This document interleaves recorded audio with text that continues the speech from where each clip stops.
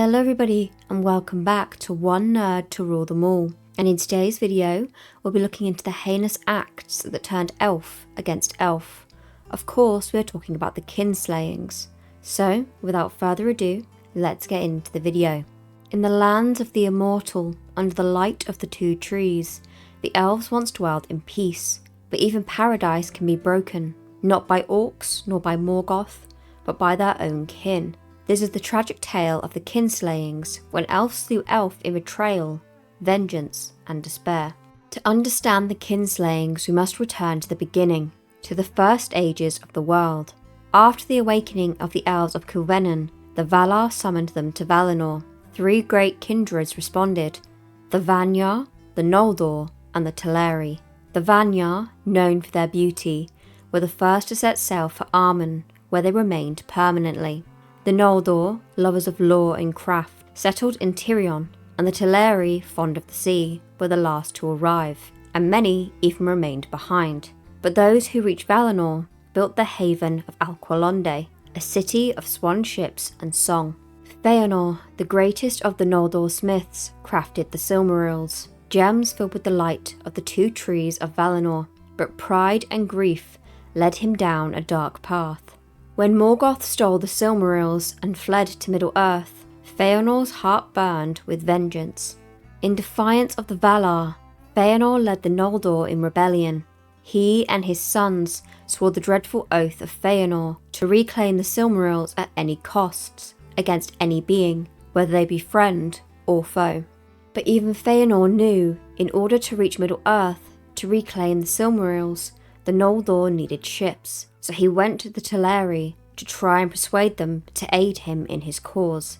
But King Olwe and other members of the Teleri, keepers of the White Swan ships, refused to aid Fëanor, unwilling to defy the Valar or abandon their peace. But Fëanor would not be denied. What began as threats soon turned into violence, and so on the shores of Alqualonde, the first kinslaying began.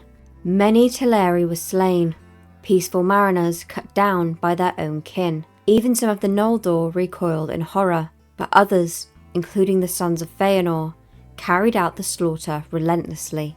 The sea itself seemed to mourn. Thus was the bliss of Valinor broken, not by Morgoth, but by elves in their pride and wrath. The curse of the oath did not end in Alqualonde.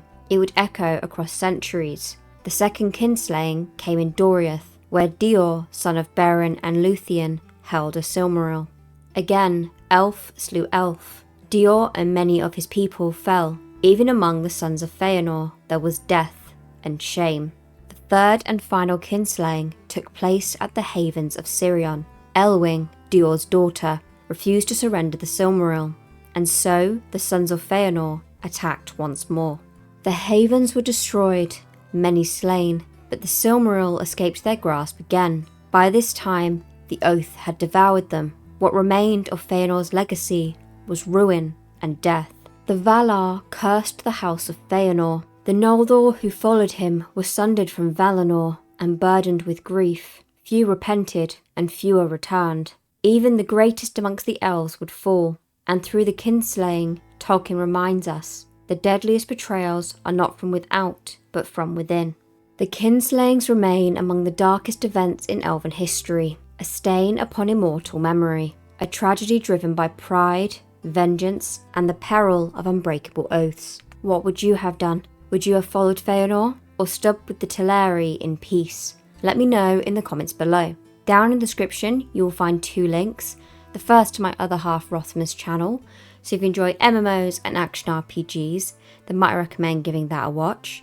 And if you enjoy Warhammer, then you might want to look at our joint channel, where Rothmer and I are building, painting, and will soon be battling our armies against each other. So if that piques your interest, then take a look at that.